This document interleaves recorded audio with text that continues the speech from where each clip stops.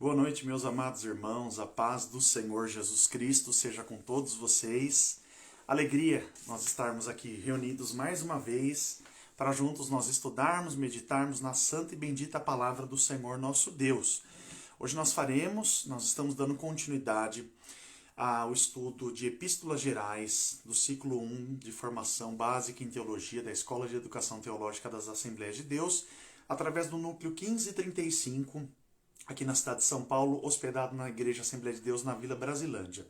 E o meu convite a vocês que são nossos alunos, a vocês que estão nos acompanhando por esse vídeo, é compartilhar desse momento de sabedoria, de crescimento e enriquecimento da palavra de Deus.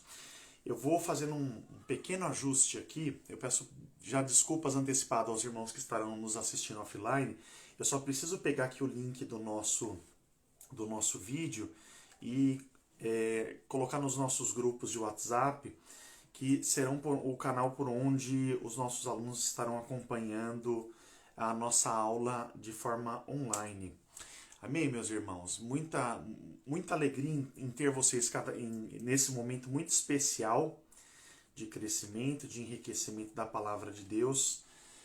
Saudar a todos os irmãos que estão entrando já com a paz do Senhor Jesus Cristo.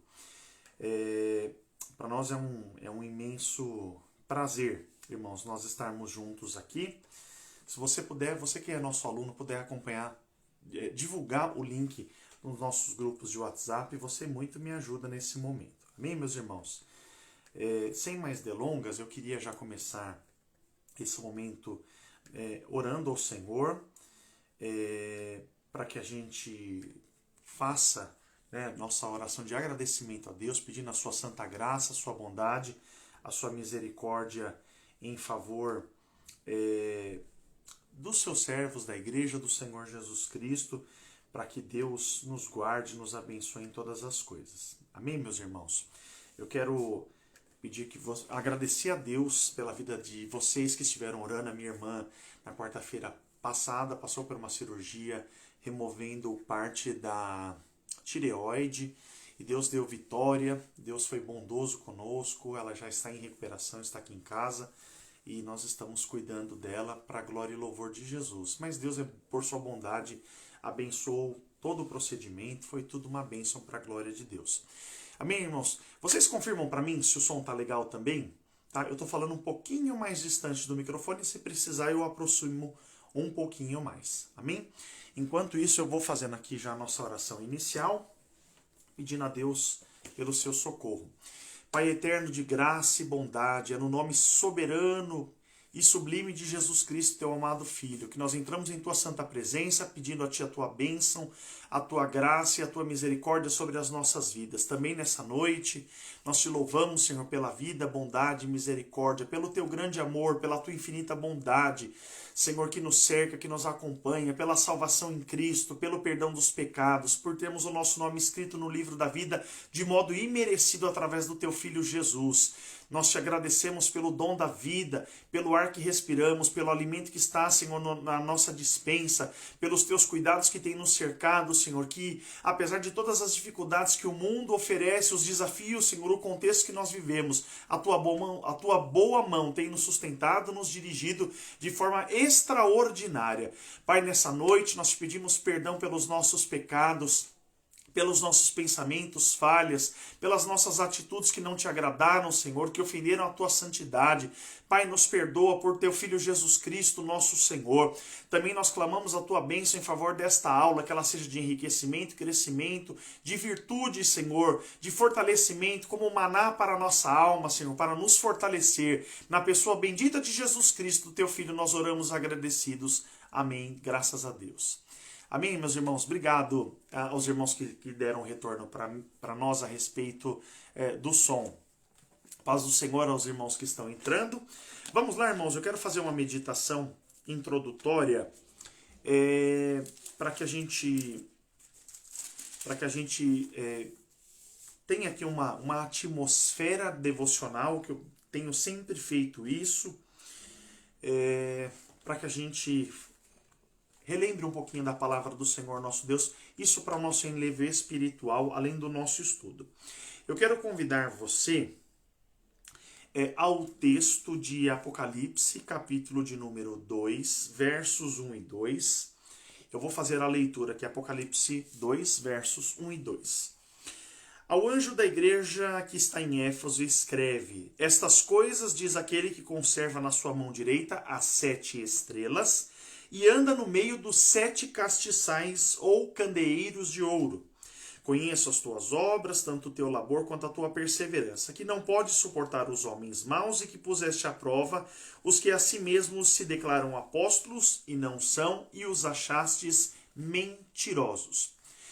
Com foco no versículo 1, João, quando dirige as cartas às igrejas, às 7 igrejas da Ásia Menor, as províncias romanas da Ásia Menor, começando pela igreja de Éfeso, é interessante que para cada uma das igrejas, João escreve dando uma abertura diferente e específica para cada igreja. Para Éfeso, ele diz: aquele que conserva na sua mão direita. Esse sentido de conservar é de sustentar, dirigir, amparar. Ele diz: aquele que conserva na mão direita as 7 estrelas. E aí a gente pode parar e perguntar: mas o que é essas 7 estrelas? Voltemos no versículo anterior, capítulo 1, verso 20.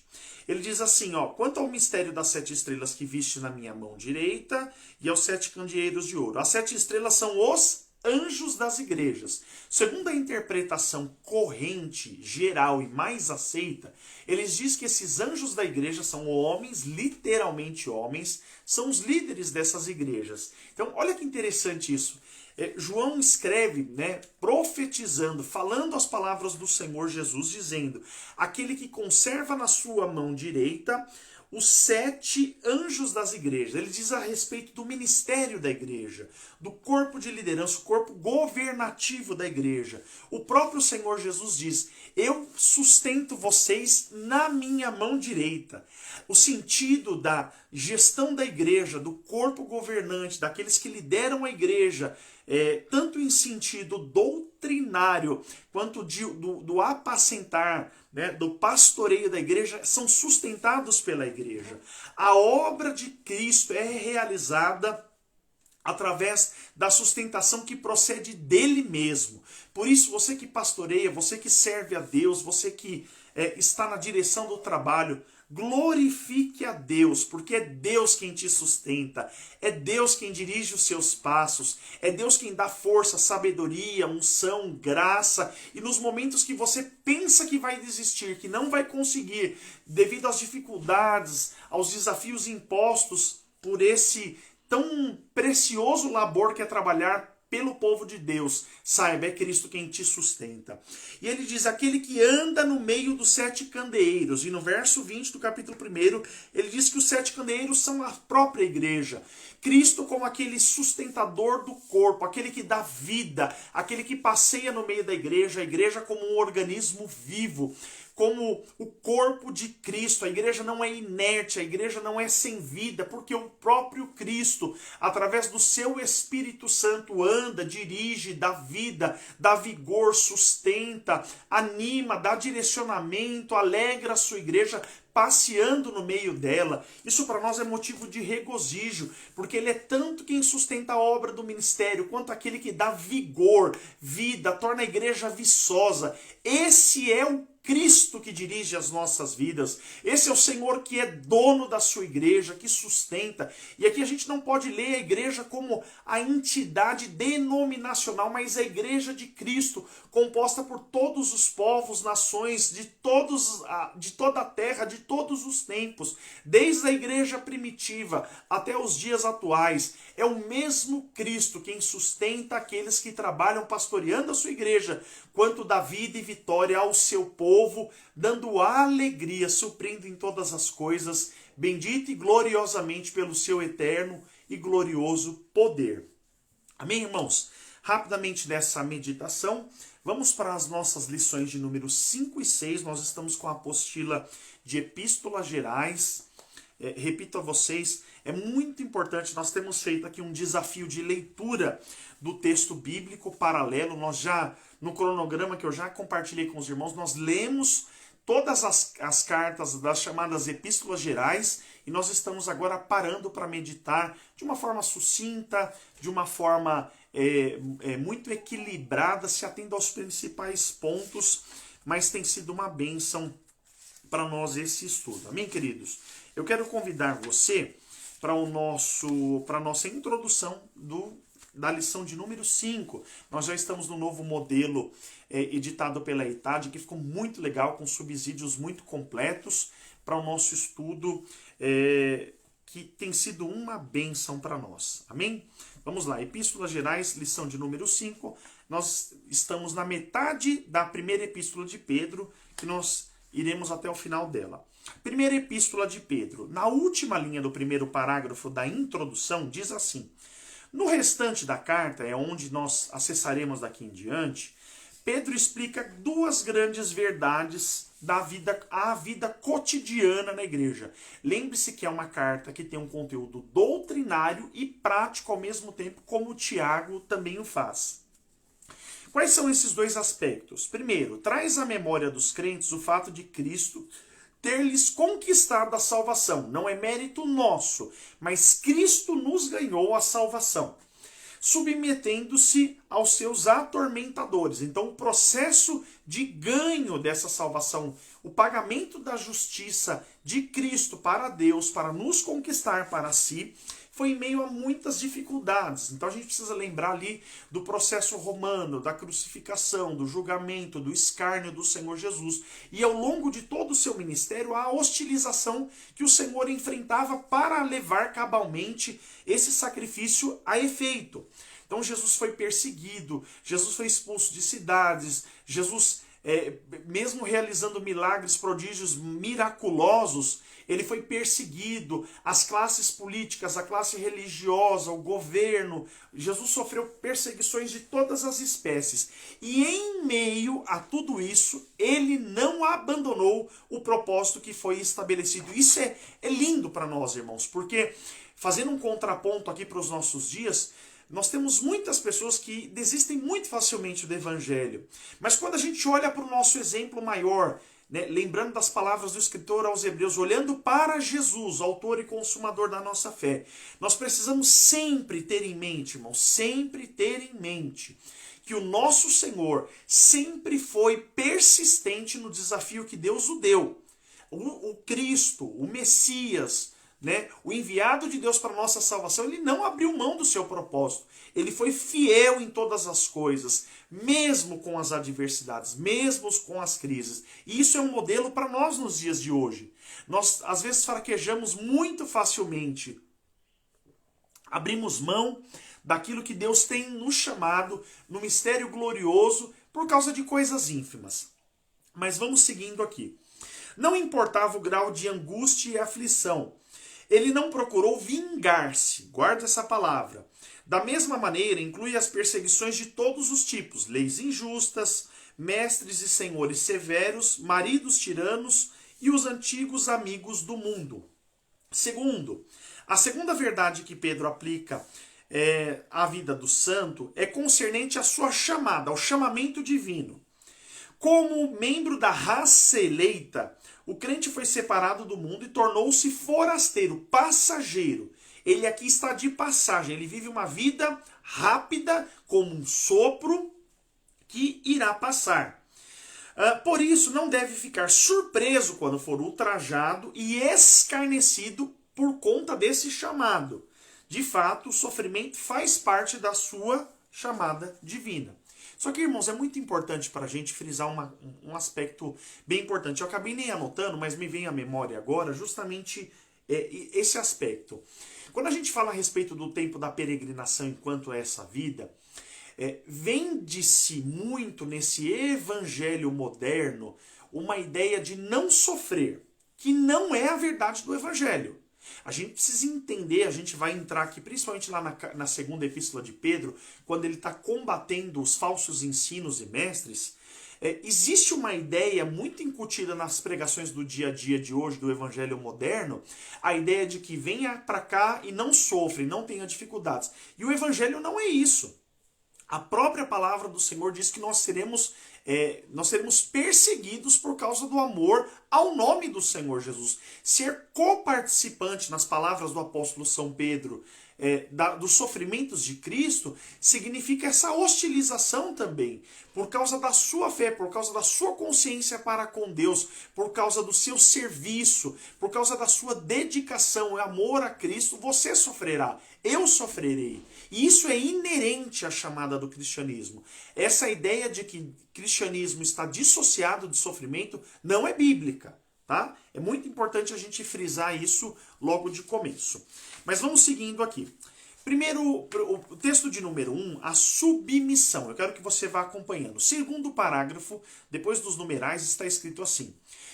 Falando a respeito de submissão. Enquanto não obedecermos plenamente a essas instruções preliminares, né, essas 7 lições que ele nos dá, não estaremos em condições de seguir os demais ensinos que Pedro nos dá em sua epístola.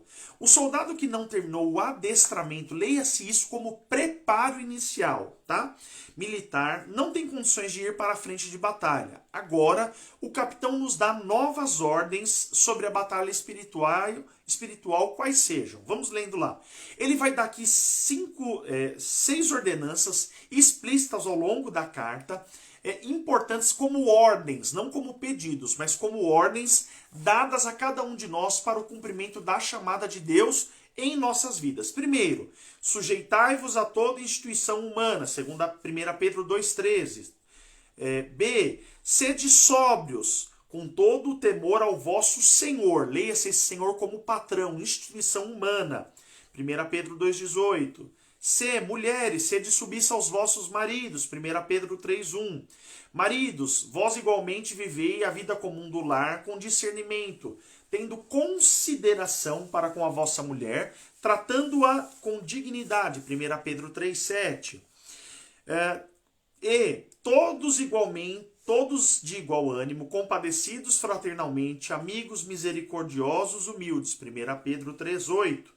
E o F, igualmente aos jovens, sede submissos aos mais velhos. São ordenanças práticas que Pedro dá a respeito da vida cotidiana cristã. Eu vou comentar com mais ênfase um pouco mais adiante aqui a respeito disso, mas Pedro tem um elemento extremamente prático, assim como o Tiago faz.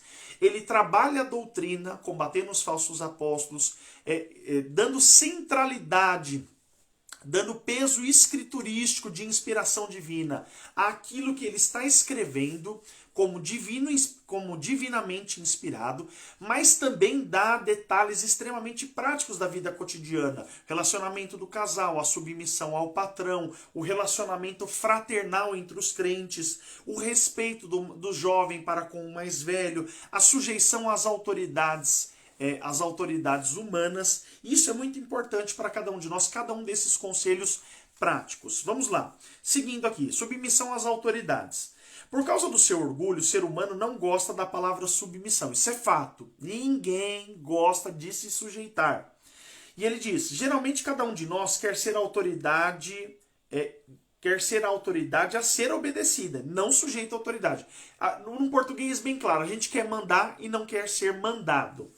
E aí eu coloco aqui como comentário, né? Pedro trata num sentido bem simples, e o reflexo da salvação o crente deve ser submisso. Então é muito importante isso, irmãos. A gente precisa ter essa consciência da submissão a respeito das autoridades constituídas, sejam elas civis, seja ela o governo, seja ela a autoridade espiritual. Hoje em dia está muito na moda as pessoas acharem que sozinho um tijolo vazio faz uma casa, quando não é. É a ideia do desigrejado, que ele acha que ele isoladamente ele é igreja, e não é isso.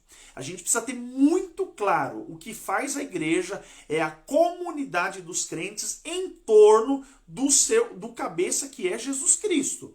Então a gente precisa ter essa ideia de que ele constituiu pessoas para governo da igreja. E esse governo implica em autoridade espiritual, submissão ao propósito que ele dá, tanto aos que governam quanto àqueles que são governados, tá? Nós depois vamos falar com um pouco mais de detalhe essa questão do governo, como que ele deve se dar.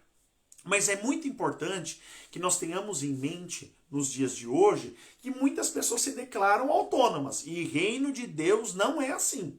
O reino de Deus não é uma anarquia. Amém? Vamos seguindo aqui. O segundo parágrafo da página 81. Devemos tratar com respeito todas as pessoas.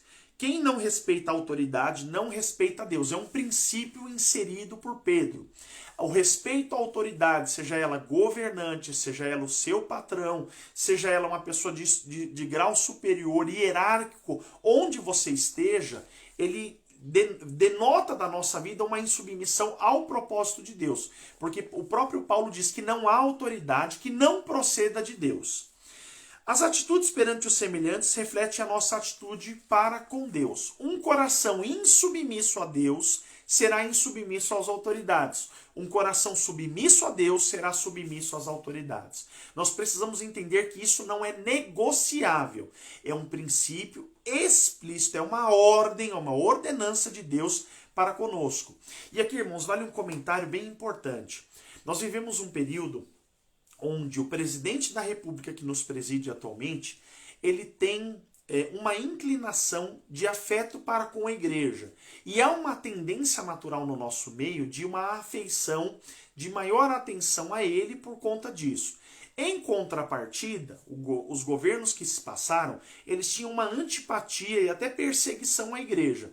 Porém, esses dois extremos, quem tem empatia ou falta de empatia pela igreja, nós como servos de Deus precisamos orar e nos submeter a eles de igual modo. Então é muito importante, a minha preferência política, ela não pode caber aqui. Isso aqui é um princípio maior.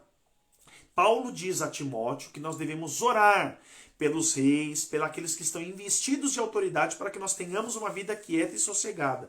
E o próprio Pedro vai dizer aqui várias vezes ao longo da epístola o respeito que deve se dar, a honra que deve se dar ao governante, mesmo que ele nos persiga. Olha que interessante isso. Por quê? Pedro diz que quando nós fazemos isso, Deus é glorificado na nossa atitude. Porque Ele é o juiz sobre a nossa vida. Ele quem cuida das nossas causas. Então jamais coloque os seus interesses, a sua visão política, o seu gosto político acima dessa ordenança de Deus. Amém? Vamos seguindo aqui para o penúltimo parágrafo da página 81. Para nos sujeitarmos às autoridades, precisamos nos despojar do nosso orgulho, o nosso auto-orgulho, a nossa jactância. Tem razão, sou superior aos demais, vem essa citação. Em caso de dúvida, minha opinião é a que está certa, não me submeto a ninguém. Submissão implica em humildade, isto é, em sepultamento da própria vontade. Eu digo para vocês algo bem do fundo do meu coração, não é fácil se sujeitar.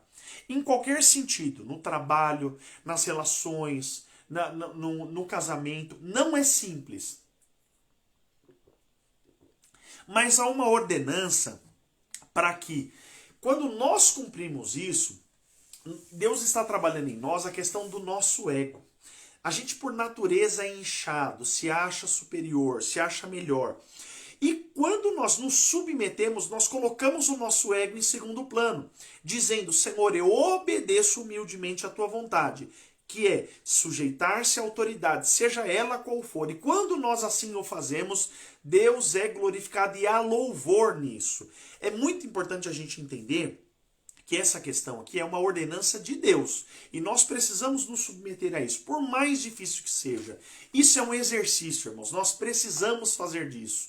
Paulo dá uma instrução muito importante. Ele diz, cada um considere o outro superior a si mesmo. Quando nós temos essa visão de que o outro é maior, de que o outro é mais importante, de que o outro vem primeiro, nós conseguimos compreender e viver essa realidade. É muito difícil para quem não consegue fazer esse exercício diário, encarar essa realidade, esse ordenamento de Deus para nós. Amém? Vamos lá para o nosso texto de número 2. Alguns desses textos são bem práticos. Eu creio que você leu, que você estudou, e eu vou ser mais dinâmico aqui. Texto de número 2, a continuação da submissão. Pedro dirige-se agora aos servos e escravos. Ele sai agora da autoridade civil do governo e ele vai para a relação trabalhista de servir o seu patrão. Incluindo-se aqui colaborador contratado. Não importa o regime trabalhista. Aqui a gente não está fazendo mérito daquilo que governa, seja a pessoa, uma pessoa contratada, seja um escravo. Lembremos que naquela época havia muito, a escravização era comum, tanto no Império Romano, no Império Grego, entre os povos daquele tempo, daquela época. Devemos obedecer os nossos superiores, sejam eles bondosos e simpáticos ou severos. Às vezes somos castigados por nossos erros, porém, Pedro diz-nos que quem sofre injustamente por fazer o bem tem a aprovação de Deus. Pedro chega mesmo a dizer que somos chamados para sofrer por praticarmos o bem e suportar a aflição. Então Pedro deixa uma coisa bem clara aqui.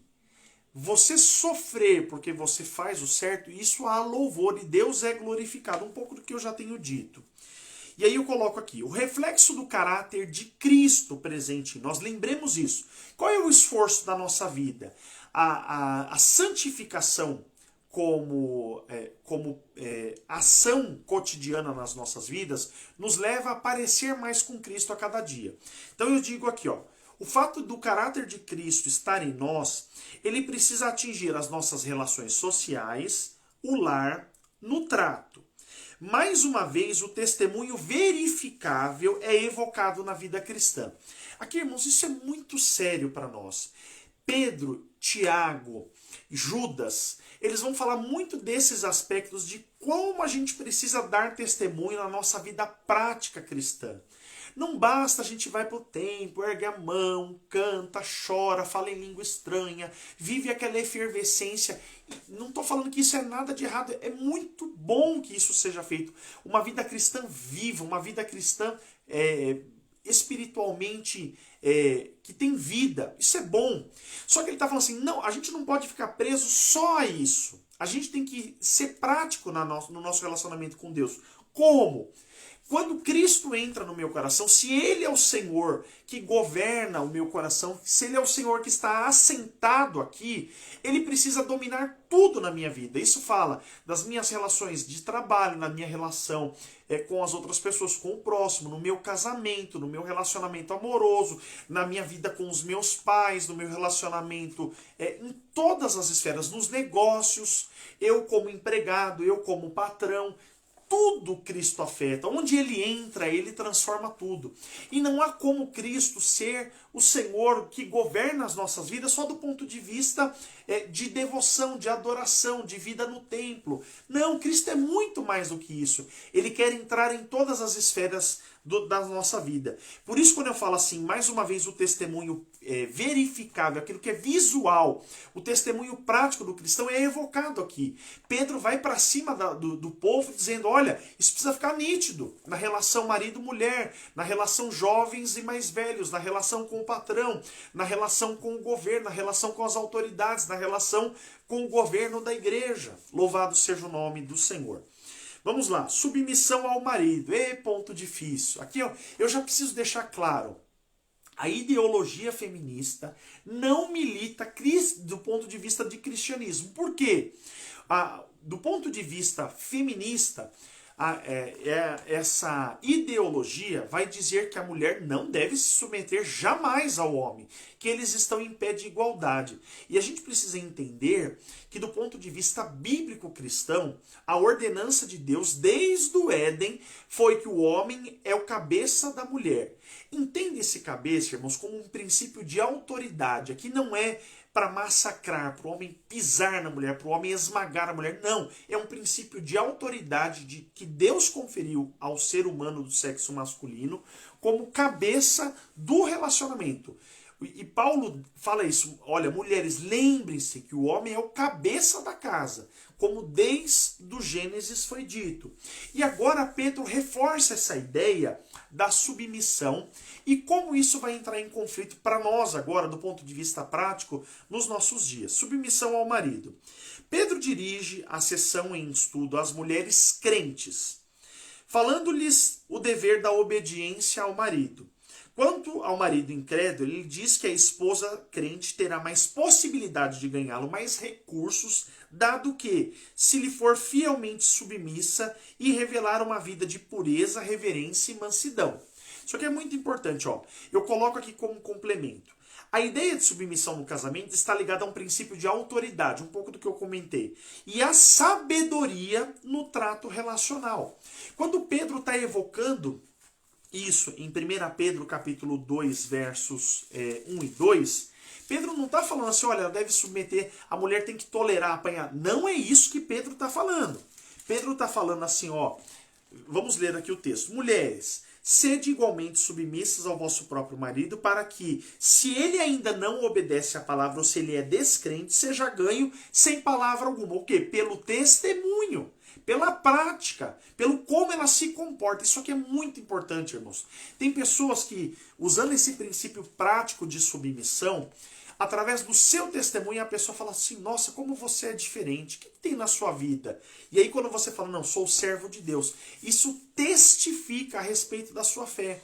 Sem palavras, você glorifica a Deus naquilo que você faz. E aí ele diz, por meio do procedimento da esposa. Então, não pelaquilo que é verbal, mas pelaquilo que é verificável através dos seus atos.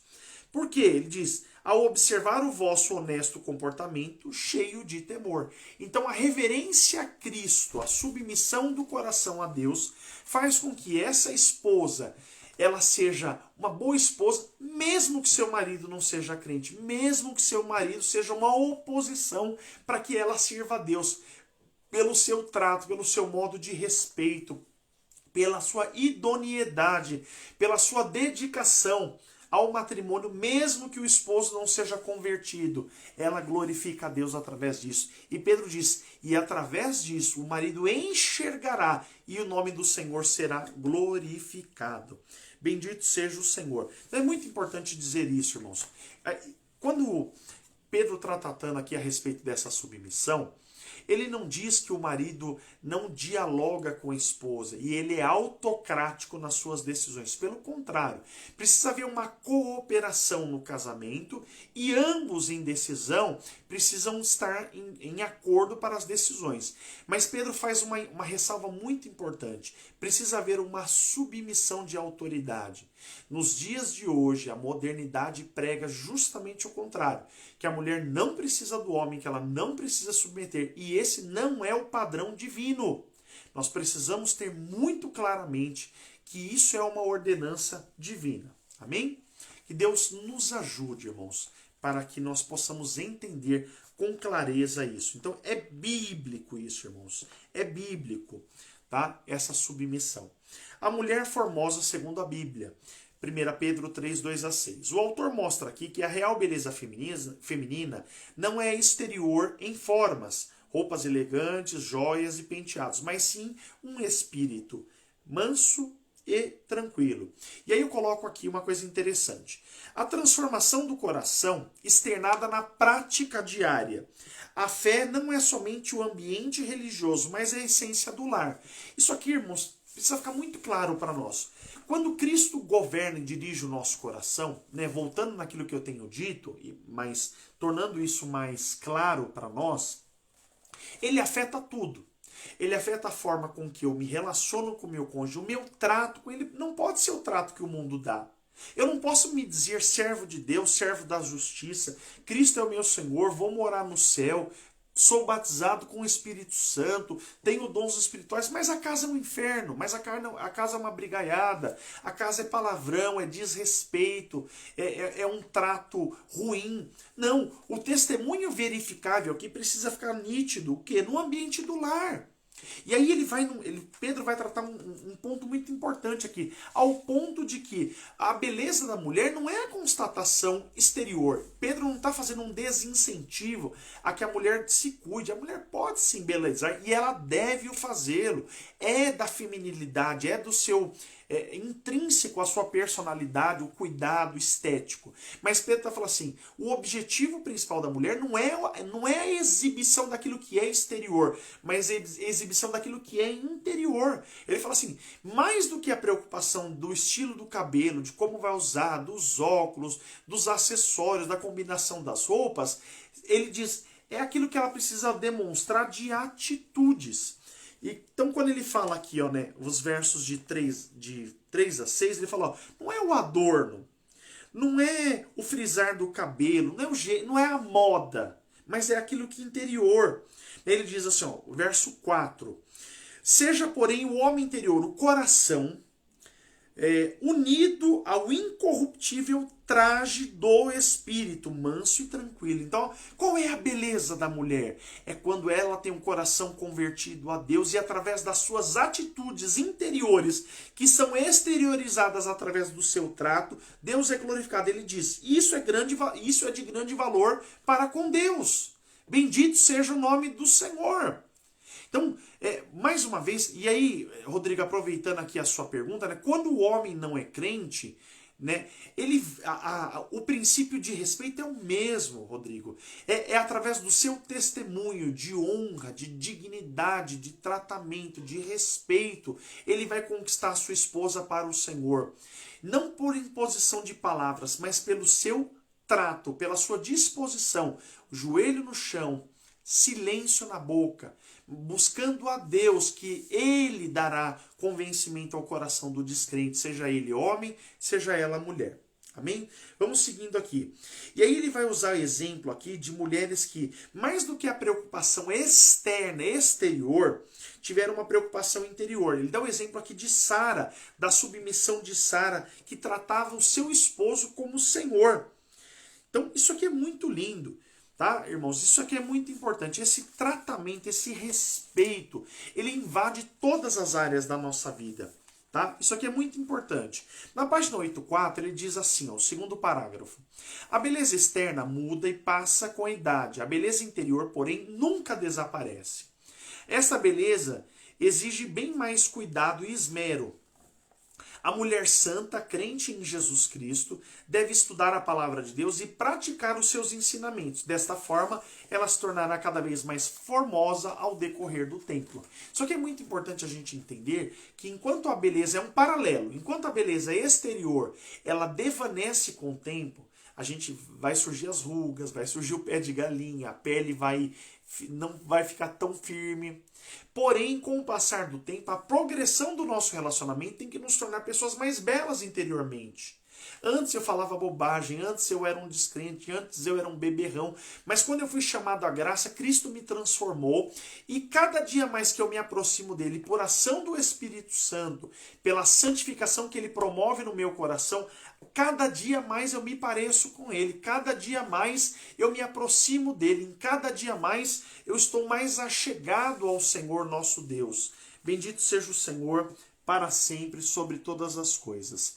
Amém, meus irmãos? Vamos seguindo aqui, falando a respeito da nossa, glória a Jesus, da nossa,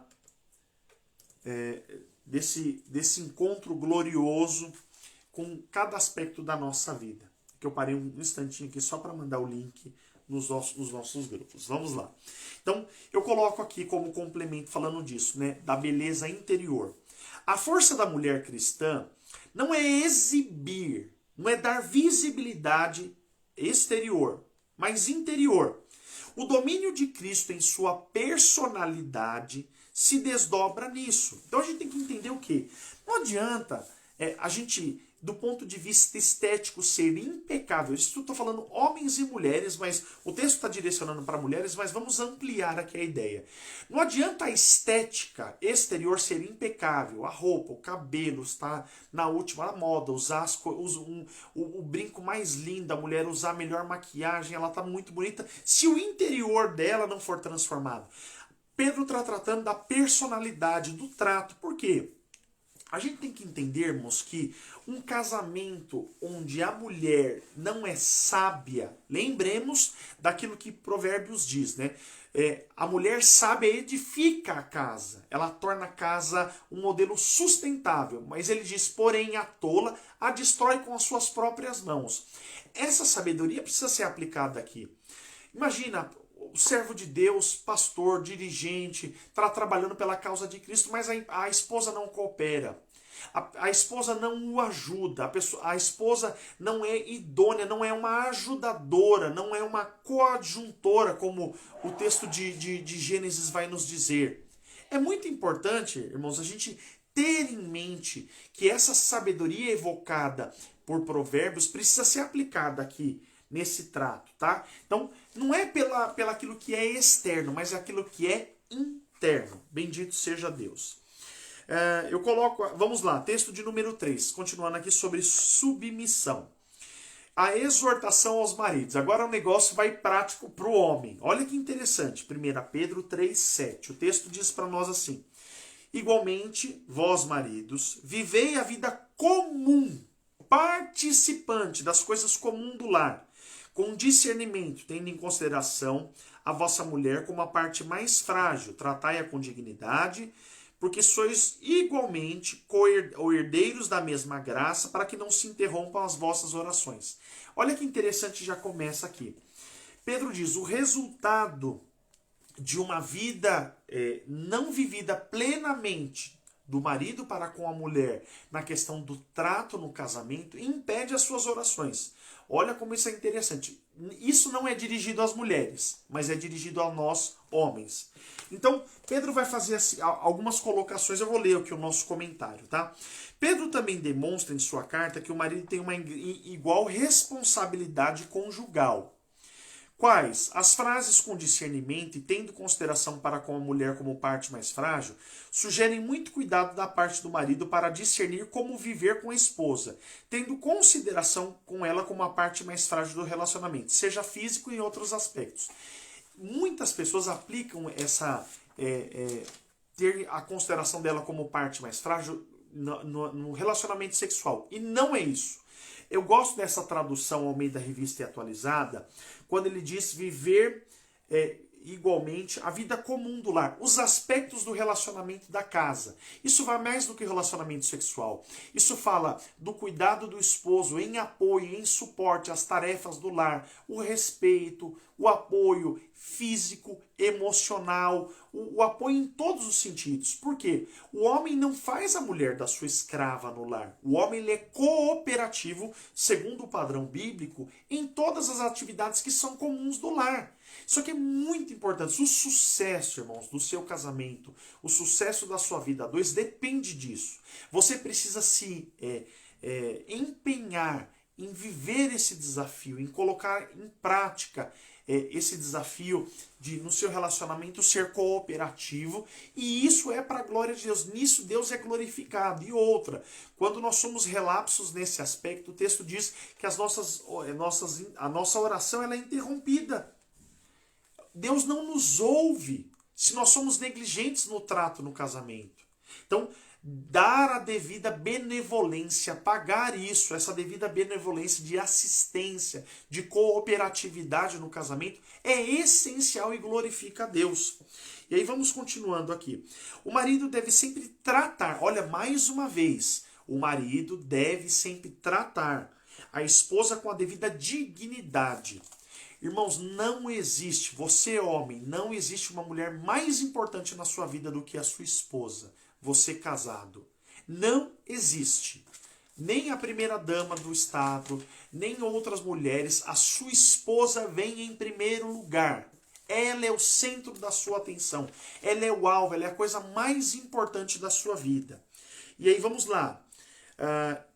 Seja na igreja, nos lugares públicos, na casa dos outros, em sua casa, junto à família, em particular, não importa. A sua esposa é o alvo da sua atenção. O marido que assim procede reconhece que a sua esposa é co-herdeira, co-participante da mesma graça com ele da salvação eterna. Se assim ele não fizer, terá suas orações interrompidas, ou seja, não ouvidas. Notemos que esse versículo é exclusivamente dirigido aos maridos ou aos homens, tá? É muito importante. E aí eu coloco aqui, ó, o poder transformador do evangelho de Cristo remove o pecado, acessa os corações duros, corrige os relacionamentos, dá sentido às relações sentimentais da humanidade. É muito importante, irmãos, a gente ter em mente aqui uma coisa. Pedro está doutrinando aquela igreja para que eles vivessem uma vida a dois, falando do casal, bem, para que Deus seja glorificado. A gente tem que entendermos Coisas muito importantes, aspectos práticos aqui. Não adianta ir para a igreja, levantar a mão, chegar em casa e bate na esposa, ofende a esposa. Não bate com a mão, mas bate com palavras, mas maltrata, mas não trata bem. Então, a chamada de atenção de Pedro aqui é: a vida prática cristã não pode caminhar no mesmo mundo no mesmo rumo que o mundo. O mundo ímpio ofende a esposa, ele subjuga a esposa, ele larga a mulher pelo futebol, ele larga a mulher por outras coisas, ele escraviza a mulher no serviço doméstico. O crente não. Por isso, nessa noite, Deus nos convida através da sua palavra que nós venhamos a rever, corrigir como nós estamos nos portando para a bênção da sua vida, para o sucesso do seu casamento, para que você viva feliz. Irmãos, não tem uma coisa melhor do que a pessoa viver bem a dois, do que ela ser realizada sentimentalmente. Você, mulher, você, marido, precisa entender isso. O sucesso do seu casamento depende da sua prática. Isso aqui, não adianta orar, não adianta você ir para o monte, adianta você mudar a sua atitude pedindo sim, graça a Deus, buscando a Deus em oração, mas você precisa agir e reagir do ponto de vista prático. Tem horas, irmãos, que tem coisas que são para oração. Tem coisas que são Deus quem vai fazer. Mas tem coisas que são aspectos práticos. Não é Deus que vai lavar a louça. Não é Deus quem vai ajudar na tarefa doméstica. Não é o anjo que vai te despertar. É eu e você que precisamos entender esse aspecto prático da vida a dois para que Deus seja glorificado. Isso aqui, irmãos, Pedro trata num ponto muito crítico. Ele fala assim: se você não levar isso a sério, Deus não te ouve, homem. Então é muito importante que a gente leve isso muito a sério. Que esse conselho seja real e prático, como um conselho pastoral para a sua vida. Para que Deus abençoe, para que o teu casamento seja um sucesso, para que a sua vida seja abençoada. E outra, você tem que entender que o seu casamento precisa ser um modelo para esse mundo. O modelo do mundo é falido, o modelo do mundo está ruindo. Mas o modelo de Deus, ele continua sendo um modelo exemplar, para que aqueles que estão de fora possam olhar para o teu relacionamento marital e glorificar a Deus através disso. Amém, meus irmãos? Vamos seguindo aqui, falando aqui a respeito da vida harmoniosa, página 86. Agora o apóstolo Pedro passa a se referir a falar do nosso relacionamento com os demais. Olha os degraus que ele está traçando. O relacionamento com o governo, com as autoridades, o relacionamento com o trabalho, com o patrão, o relacionamento dentro de casa, agora o relacionamento geral. Ele fala com os nossos irmãos de fé, membros do corpo de Cristo, a comunidade de Cristo. Ele diz: sede todos de igual ânimo. 1 Pedro 3,8. Poderíamos perguntar como vamos conseguir uma vida em conjunto tão harmoniosa. Você acha que é fácil uma vida em comunidade na igreja harmoniosa? Ela não é fácil, mas existem conselhos práticos que Pedro nos dá aqui para que nós lutemos por esse sucesso. Quais são eles?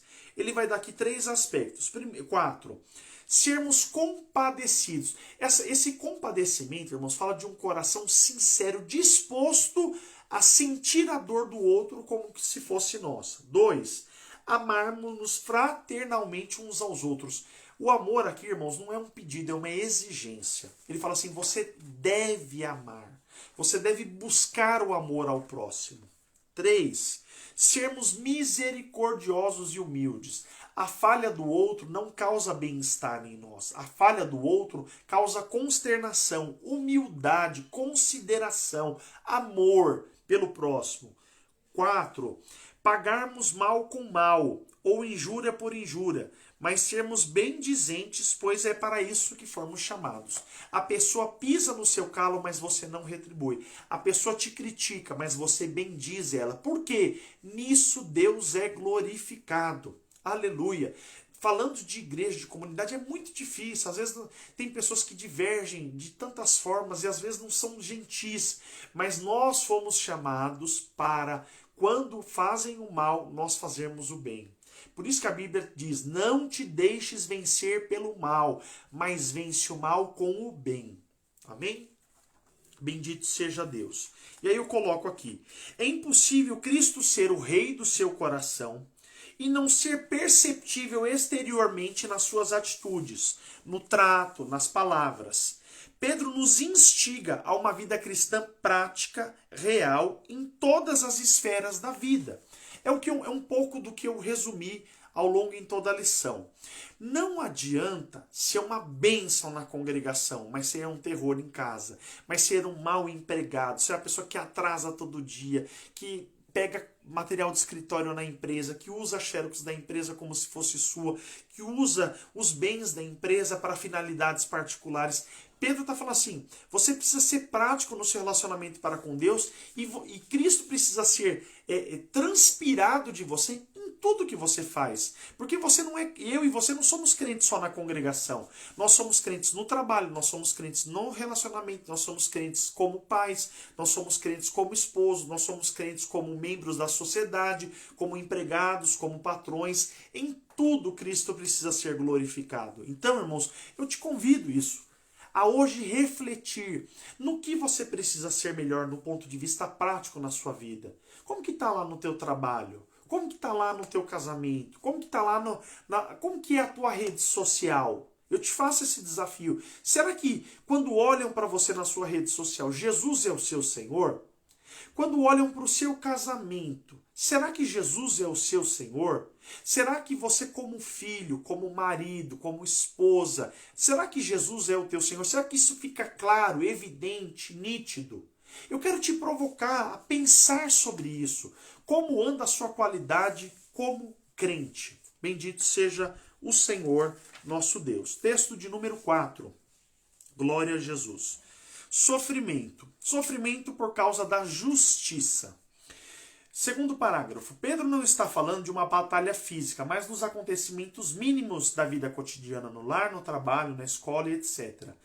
O sofrimento que padecemos injustamente quando praticamos o bem. Pula um parágrafo. O apóstolo pergunta, quem é que entre vós... Perdão, vamos ler de novo. Quem que vos há de maltratar se fordes zelosos no que é bom? 1 Pedro 3,13. Em termos gerais, o mundo admira o indivíduo bondoso e compassivo. Mas, de vez em quando, ele sofre por causa da justiça. Não é o fato, Pedro está falando assim, não é o fato de vocês fazerem o bem que vocês não vão ser perseguidos.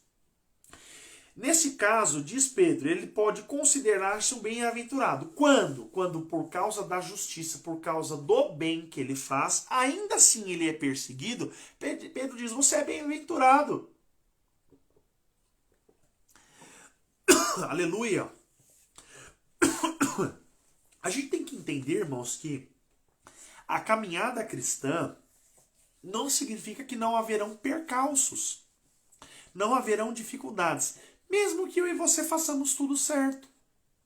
Mesmo que você seja um bom esposo, mesmo que você seja um bom empregado, mesmo que você seja uma pessoa fiel nos seus deveres seculares. Pedro está falando, e quando você faz tudo certo e ainda assim é perseguido, você precisa render graça a Deus, porque você é feliz. Porque mesmo diante das dificuldades, você permanece fiel. Olha como o aspecto fidelidade é extremamente abordado. Fiel ao outro, mesmo que ele não seja bondoso para consigo. Fiel ao seu patrão, fiel ao seu cônjuge, fiel à autoridade, respeitoso em todas as coisas. E aí eu coloco aqui, ó, ser servo da justiça exige sermos regidos por ela. Suportar as dores advindas disso é obra de Deus. Você não suporta porque você é bonzinho, porque você é legal, porque você é o cara. Você suporta porque Deus te dá graça. E é obra de Deus em você. E a gente precisa entender que o nosso exemplo maior é o Senhor Jesus Cristo. Olha as ofensas que ele sofreu. Os seus próprios discípulos em determinados momentos. Olha, Senhor, esses discípulos não estão conosco. O Senhor não quer que eu ore e caia fogo sobre ele? Olha isso.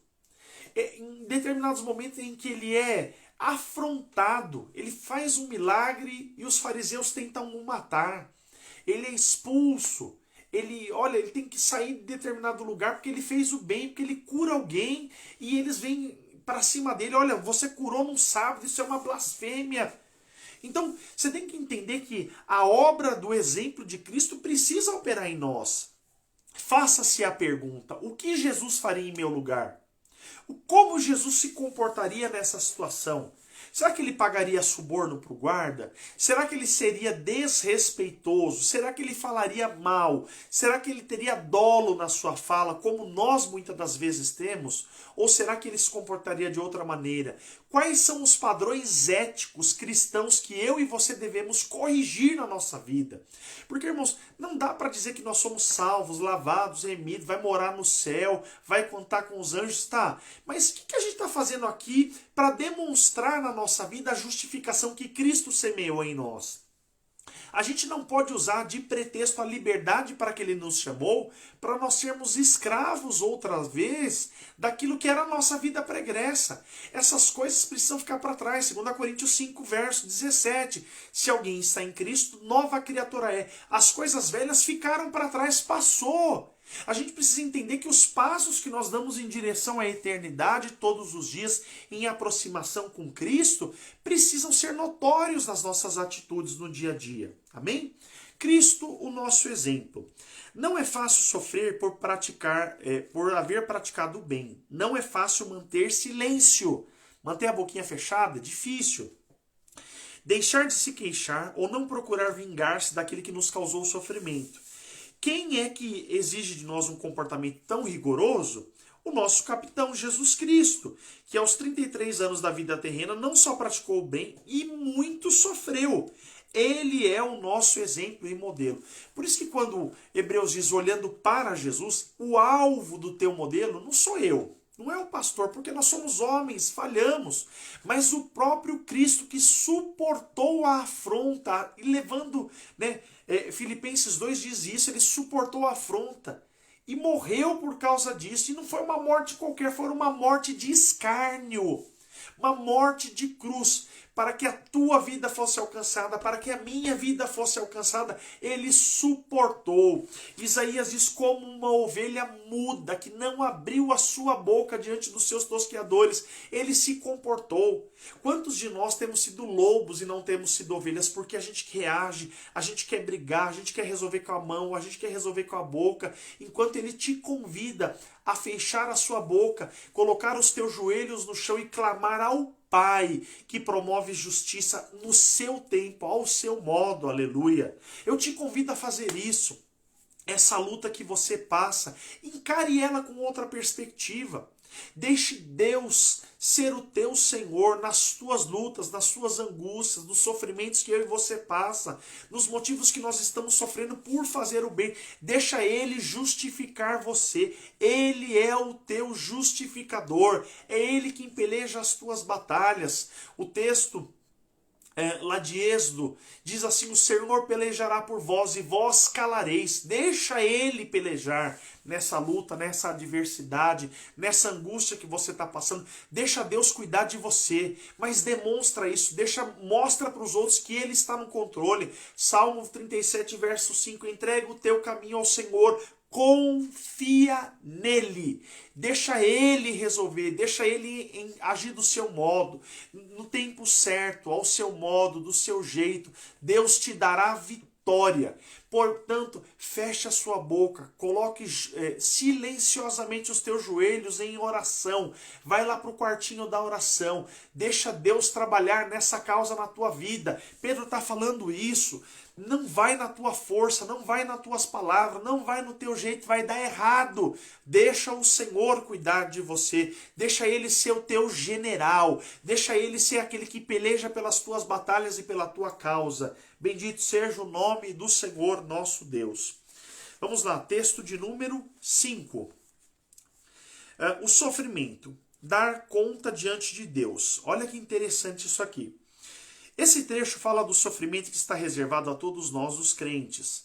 Lembre-se que Pedro está escrevendo para uma igreja que em breve sofreria angustiosamente perseguição.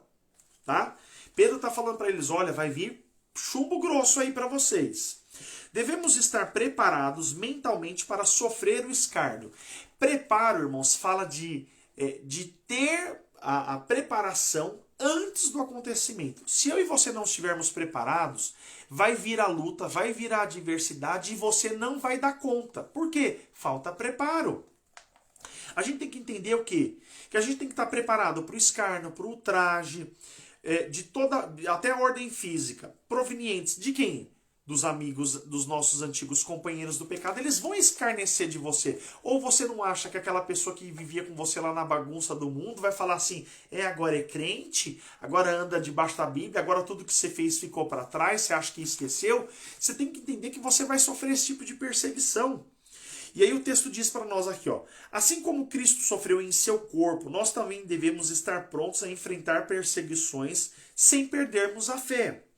Devemos lembrar que todos os perseguidores terão que prestar conta. Mais uma vez, se você e eu não entendermos que é Deus quem dará a devida paga ao sofrimento, às perseguições que nós sofremos, você toma a frente e resolve do seu jeito e dá errado. Mas quando você e eu entendemos que Ele é quem nos justifica, você tem que entender que Deus cuidará de cada aspecto e Deus dará a devida paga àqueles que o perseguem também.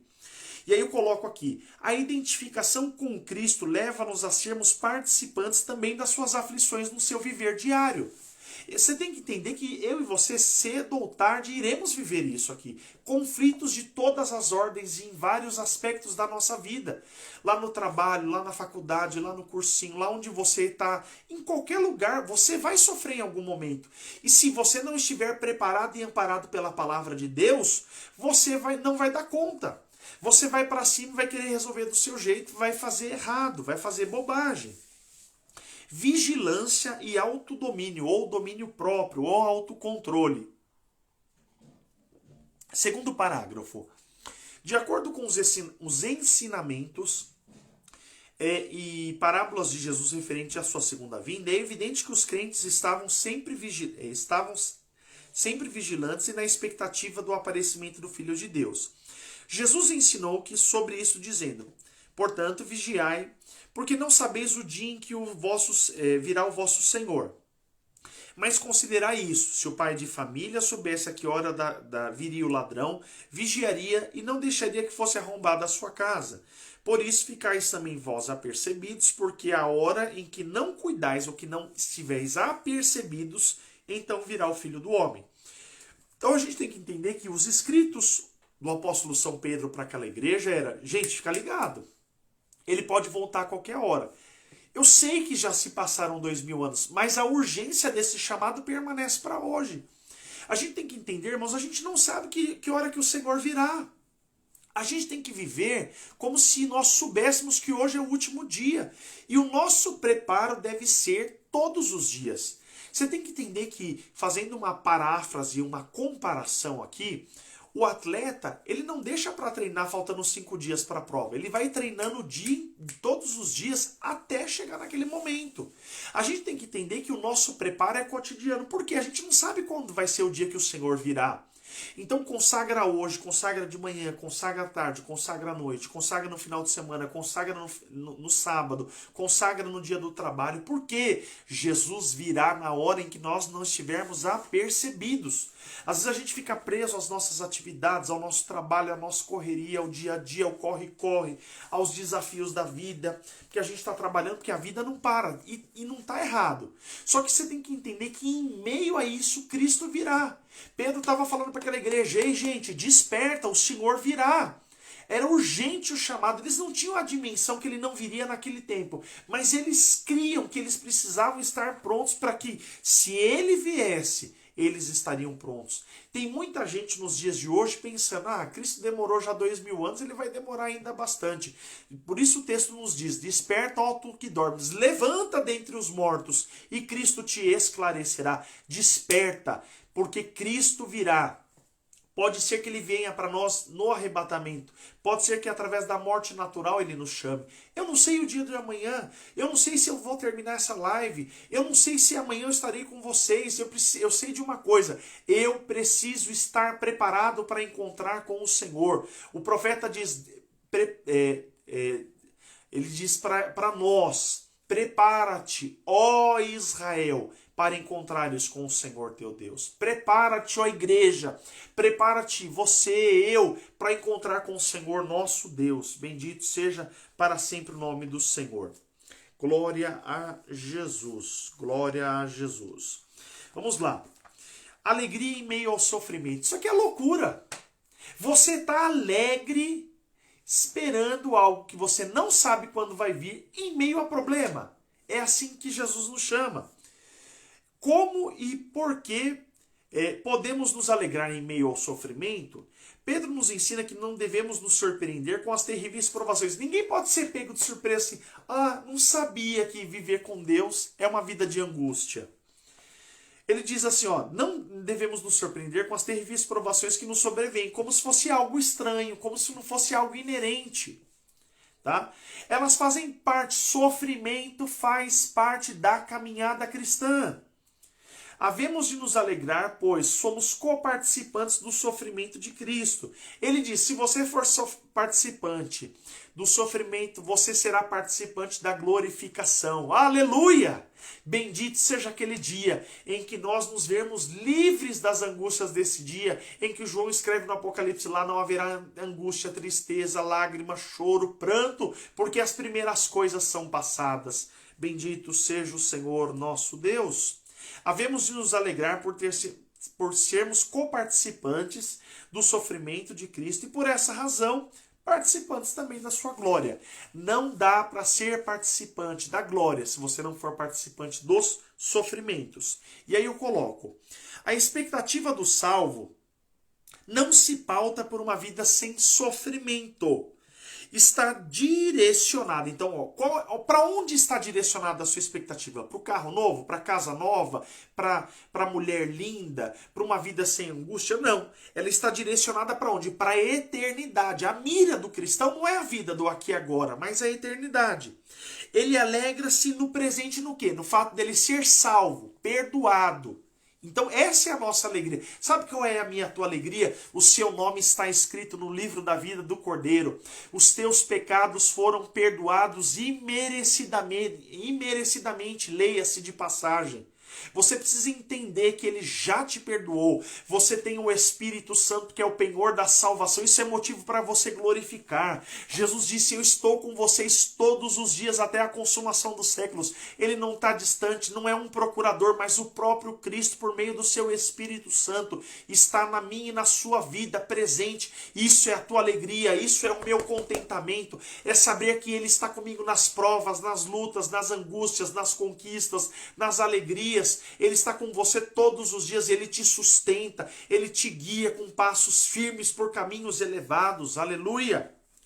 E qual é a expectativa vindoura? A glória que Ele te chamará, que Ele me chamará.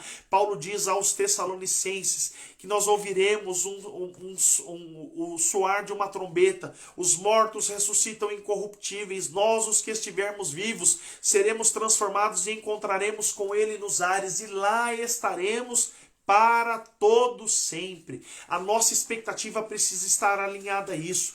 Tem gente com a expectativa de ficar mais rico, de comprar casa melhor, de comprar carro melhor. E a expectativa da vida cristã não está ligada a isso. Ele suprirá suas necessidades, Ele cuidará de você. Mas fatidicamente você vai ficar doente, você vai ficar velho, você vai ter perdas, você sofrerá angústias terríveis, lágrimas escorrerão do seu rosto. Mas naquele dia glorioso em que Ele nos chamará à eternidade, as primeiras lutas passarão, as angústias ficarão para trás, nós nem mais as lembraremos, porque naquele dia Ele enxugará todo pranto, toda lágrima será, aleluia, suplantada pela alegria daquele dia. Maranata, ora vem, Senhor Jesus. Aleluia, glória a Jesus. Texto de número 6, exortações gerais, pastores do rebanho de Deus. Aleluia. Nas palavras finais da sua primeira epístola, Pedro fala sobre os presbíteros, o corpo governante da igreja, tá? Os líderes, os pastores e suas atitudes no cuidado do rebanho de Deus. Muitos abusam da autoridade, mesmo quando dada por Deus. existem aqueles que chegam até a pensar ser alguém muito especial e mais importante do rebanho a quem está servindo. Irmãos, aqui vai ficar bem estreito para quem pastoreia. Ó. Vejamos o que é extraído do capítulo 5, versos 2 e 3. Descrevendo atitudes erradas de alguns pastores e mostrando atitudes corretas. O pastor deve servir o rebanho. Primeiro, não por necessidade, mas por espontaneidade. Ele tem que entender que ele foi chamado, comissionado para aquilo. 2, não por ganância, não porque ele vai ganhar prestígio, não porque ele vai ganhar eminência, não porque ele vai faturar dinheiro, mas de boa vontade, em disposição em servir o reino. 3, não como um ditador que massacra, que ordena, não, como um serviçal, mas servindo como modelo ao rebanho. E aí eu coloco aqui, ó, o chamado pastoral é para serviço, não para ser visto. Não é uma questão de prestígio, nem de imposição. O rebanho é de Deus, não seu. A igreja não é do pastor. A igreja não é do líder. A igreja não é do dirigente. A igreja é de Jesus Cristo. Ele é simplesmente um mordomo, um serviçal, que está desenvolvendo a mordomia cristã, que está servindo, ele está servindo ao povo e fazendo isso ele serve a Deus. A gente precisa ter essa consciência, irmãos. Ninguém é maior do que o próprio dono da igreja. Ele eu vou emprestar uma expressão que ele é ciumento para com o seu povo, ele cuida, ele zela. Então o trabalho ele precisa ser feito com zelo, com presteza, com humildade. É como se você estivesse cuidando de um bem que é de outro. O bem não é seu, a igreja não é sua, a igreja não é minha, a igreja é do Senhor Jesus. E ele cuida, viu, irmãos? Cuidado com isso. Vamos seguindo. Próxima página, 9:4. Conselhos. Ao estudarmos 1 Pedro, verificamos que estamos em batalha espiritual desde o momento em que passamos a seguir a Cristo. Todo momento. Precisamos aprender a nos submetermos a Deus e aos outros, nos alegrarmos no sofrimento pela causa de Cristo. Temos finalmente as últimas instruções do apóstolo mostrando como vencer a batalha. Primeiro, humilhai-vos, portanto, sobre a poderosa mão de Deus, para que ao seu tempo ele vos exalte. 2, lançamos sobre ele toda a vossa ansiedade, porque ele tem cuidado de vós. 3, sede sóbrios, vigilantes, o diabo, vosso adversário, anda em derredor, como um leão que ruge procurando a quem possa devorar. 4, resisti-lhe firmes na fé, certo que os sofrimentos iguais aos vossos estão se cumprindo em toda irmandade espalhada pelo mundo. Aí eu coloco um conselho aqui. O verdadeiro sentido de batalha espiritual está no crente que peleja em sua vida, na sua mente, no seu corpo, no seu trato, em não sucumbir aos desejos de sua velha natureza. Qual é a verdadeira batalha espiritual? Tem gente que fica achando que o demônio está andando em cima da casa dele, que o demônio é o que fura o pneu do carro. Não. A batalha espiritual é você lutar contra a sua natureza pecaminosa, em ceder aos seus desejos. Isso é batalha espiritual. Ele diz aqui, não ceder aos desejos de sua velha natureza, que precisa ser vencida todos os dias. Tem um inimigo que dorme e acorda com você, que é você mesmo. Isso é a sua batalha espiritual. Aqui, ó, sua batalha espiritual na sua mente, no seu trato, na sua palavra, no seu jeito. Com conselhos práticos para várias fases da nossa vida, Pedro nos instrui a permanecermos fiéis a Deus em meio a essas lutas. Deus não vai te livrar de você mesmo. Você vai estar aí todos os dias. Essa consciência má e perversa vai acordar e dormir com você. E você precisa vencer os desejos e as tentações que estão aqui, ó, porque o teu coração, como dizia Lutero, é uma fábrica de ídolos. Lute contra isso. Vença você mesmo, vença o seu jeito grosso, vença a sua estupidez, vença a você mesmo nessa prática errada e imoral que cada um de nós temos. Amém? Vamos seguindo aqui rapidamente para a lição de número 6. A segunda epístola do apóstolo São Pedro. Em sua segunda epístola, Pedro trata do perigo das divisões da igreja de Cristo. Isso aqui, graças a Deus, não acontece nos dias de hoje, né? Só para efeito de comparação. Devido aos falsos ensinos de falsos profetas. A fim de combater esse perigo, o apóstolo instrui os leitores a reforçarem o seu conhecimento a respeito de Cristo. A epístola dá ênfase à necessidade da igreja crescer em conhecimento para se combater os falsos mestres. E aí ele vai dar aqui alguns aspectos desse combate. Também é importante crescer em outras áreas da vida espiritual. Na passagem de 2 Pedro, capítulo 1, versos 5 a 7, acham-se enumerados 7 áreas. Virtude, conhecimento, domínio próprio, perseverança, piedade, fraternidade e amor. Vamos lá para o texto de número 1. O tema de 2 Pedro é a necessidade de conhecimento. Olha isso aqui. Tem gente que, agora eu vou ficar muito bravo. Tem muita gente que fala, eu não preciso de ler a Bíblia. Eu já tenho o Espírito Santo que me ajuda. Se você não lê, o Espírito Santo só te lembra aquilo que você lê. Vamos lá. Então, a necessidade de conhecer o quê? As Escrituras para combater as falsas doutrinas. Muitos, não poucos, muitos, se levam enganados por falsas doutrinas porque não conhecem. Dizem crer na inerrância das Escrituras, mas não conhecem as Escrituras inerrantes, tá? Esse conhecimento não é adquirido através de esforços escolares. Aqui não é aquisição só não é o mundo exterior que te dá, é a palavra. Pedro indica que é pelo pleno conhecimento de Deus e de Jesus Cristo, nosso Senhor, que se dá isso. Ele também descreve como algo que já temos recebido e do qual precisamos nos lembrar. Então a gente tem que entender que a vida cristã, o desafio é conhecer a Deus através da sua palavra e relembrar a praticidade desse conhecimento todos os dias. É o que nós estamos fazendo aqui na Escola de Teologia. O apóstolo está falando que precisamos crescer no conhecimento da revelação de Deus. Lembre-se, da revelação progressiva de Deus pela palavra e pela vida relacional. Daquilo que nós já adquirimos, que é a Bíblia. E aí eu coloco aqui, o combate às heresias se dá pelo conhecimento da palavra, pela uma vida relacional com Deus, vida espiritual real. Pessoa que, eu não gosto de ler Bíblia, eu não gosto de orar, é uma mesa de 3 pernas, não se sustenta. Vida verdadeira com Deus, ela se dá através do conhecimento da palavra, mas também através de uma vida relacional, vida de piedade, de oração.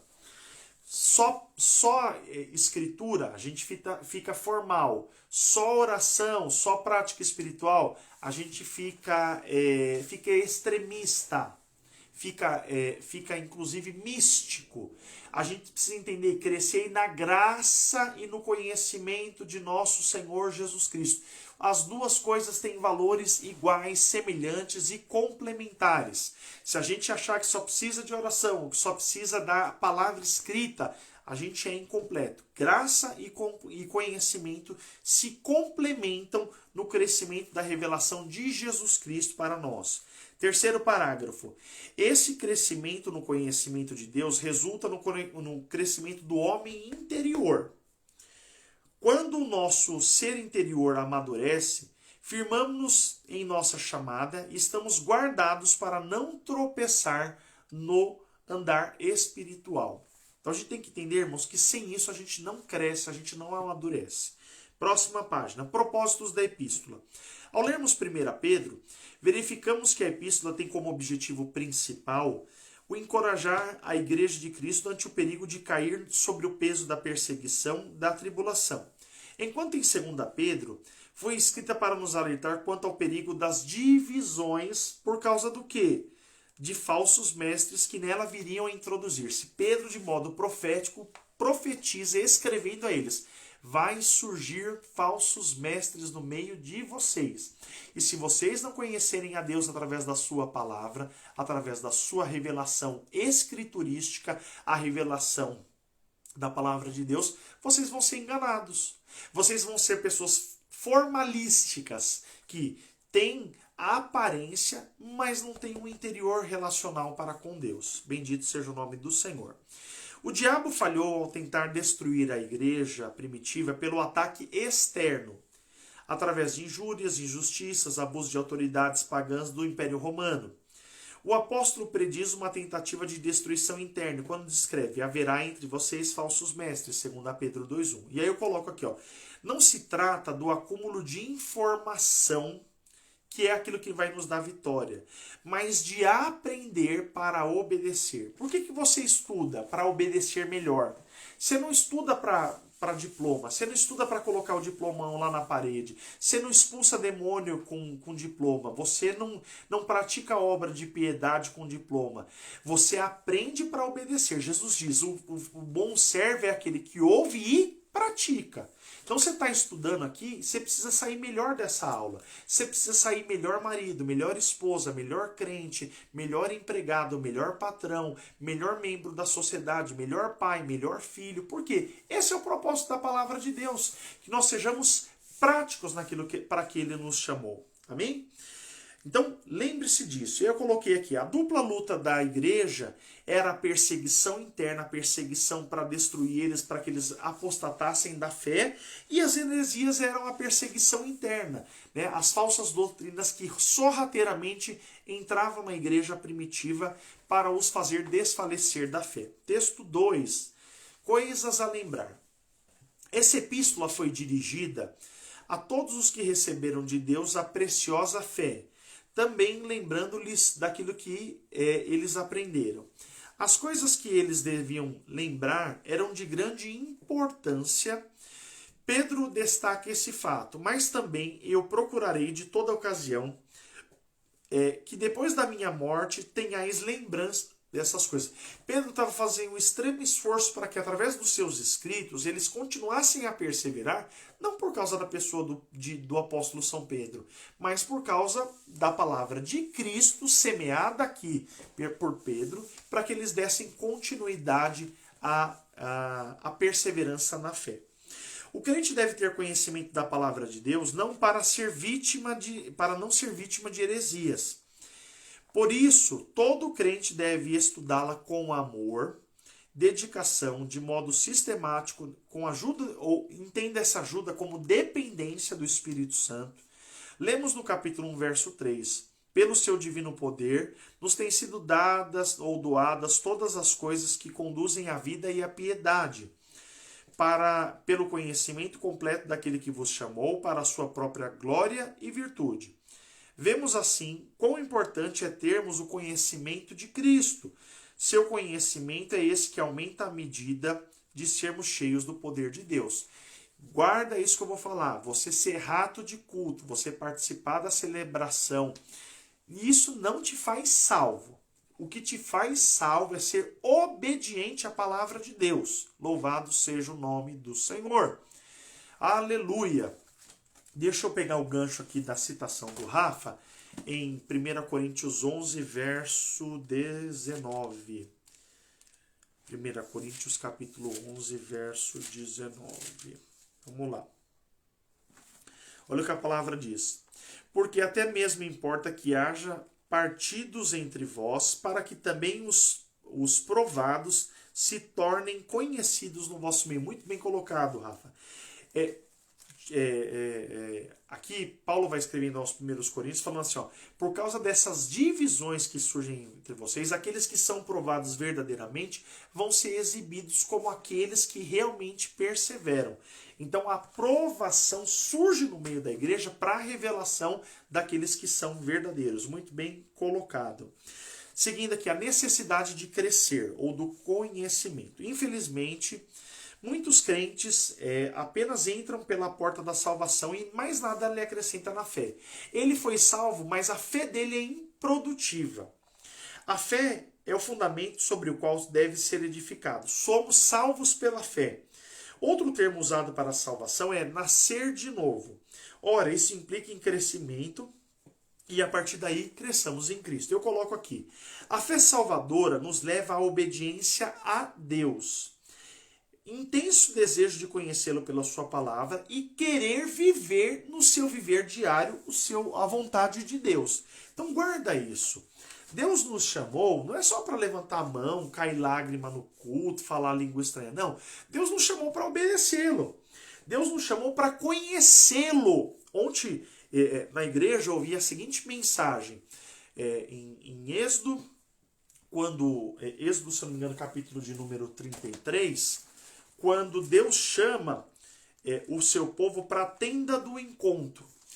Deus ordena a Moisés, depois que ele desce com as tábuas da lei do monte, para que ele formasse a tenda do encontro, onde ele manifestaria a sua glória. Então o desejo de Deus para conosco é relacional. Deus quer se relacionar, Deus quer visitar o seu povo. Mas para isso, irmãos, precisa ter obediência, reverência, temor. Não é de qualquer modo que Deus desceria no meio do arraial para manifestar a sua glória. Precisaria haver um desejo dos israelitas de irem até a tenda do encontro para ver a manifestação verificável, real de Deus naquele lugar. Então Deus quer se manifestar como? Como que a gente vai sentir a presença de Deus se a gente não conhece? Se a gente não tem encontro com a palavra dele? Se a gente vive obstante? A gente tem um encontro de 2 horinhas uma vez por semana. Isso não é vida com Deus. Isso é formalismo. Isso é rito. E isso não é prova de salvação. Texto 3. Coisas a lembrar. Segundo parágrafo. A virtude, né? Vamos falar que ele vai citar alguns pontos aqui que nós precisamos relembrar. Primeiro, a virtude refere-se à excelência moral. Isso fala de mudança. Olha como Pedro é prático. E ao poder de Deus em nossa vida para transformar a fé em obras, em produção para o reino de Deus. Então, qual é a virtude que tem sido observável na sua vida? Qual é a mudança que Deus, através do seu Espírito Santo, provocou no seu coração e te levou a produzir? 2. Domínio próprio. Como isso aqui pega. Refere-se à temperança. No original, a palavra significa domínio ou controle de desejos e paixões, especialmente os apetites sexuais. Você tem que entender, irmãos, que você tem domínio pelo Espírito Santo sobre essa carne ruim aí que está em você, que está em mim. E o domínio próprio é a exibição clara e inequívoca do domínio do Espírito Santo na nossa vida. Choro, vou na igreja, frequento o culto, mas não refreio as minhas palavras, mas não me domino. Que poder é esse de Deus que opera para aquilo que é exterior e não opera para aquilo que é interior? Amém? Do latim, piet significa palavra geralmente definida como devoção religiosa ou piedade, tá? Na reverência a Deus. Piedade significa mais do que profissão de fé religiosa. Piedade é devoção a Deus. Isso diz de pessoas que entram na presença de Deus com sinceridade. Ela não entra com teatrismo, com aquilo que é aparente, com aquilo que é visual, com aquilo que é estético. Ela entra com o coração rasgado diante de Deus. Ela chora na presença de Deus, ela se alegra, ela se entrega, ela entra com devoção, com intensidade, não com formalismo. Aleluia! Sabe por que Deus não aceita reza? Aquela coisa metódica, repetitiva, porque não há sinceridade naquilo. Deus não quer palavra bonita, Deus quer sinceridade. Deus quer pessoas que confessem: eu sou um miserável pecador, tem misericórdia de mim. Como dizia aquele publicano batendo no peito, que nem entrava, ousava entrar no templo. Enquanto o fariseu tonto dentro do templo falava assim: olha, graças te dou, ó Deus, porque eu não sou como esse publicano. Enquanto ele estava lá fora, ó, miseravelmente reconhecendo: eu sou pecador, eu preciso da tua graça. O outro cheio, se jacta: olha, eu não sou como ele. Deus quer pessoas sinceras, Deus quer homens e mulheres que se rasguem, que larguem o formalismo, que larguem os rituais e que orem a Deus pedindo: Senhor, tem misericórdia, me ajuda, me abençoa, me direciona, me faz um melhor servo teu, me faz uma melhor serva tua. Senhor, perdoa os meus pecados, perdoa os meus olhos maus, perdoa os meus ouvidos, perdoa a minha mente, perdoa essas minhas práticas e se rasgue na sua presença. Deus quer isso de nós, pessoas piedosas. Bendito seja o nome do Senhor. Fraternidade. Por fraternidade entende-se o afeto entre os irmãos. Olha isso, mais uma vez, o amor prático. A fraternidade é uma calorosa afeição por todos os que pertencem à família da fé. É um veículo espiritual, moral e afetivo estimulando a harmonia entre eles.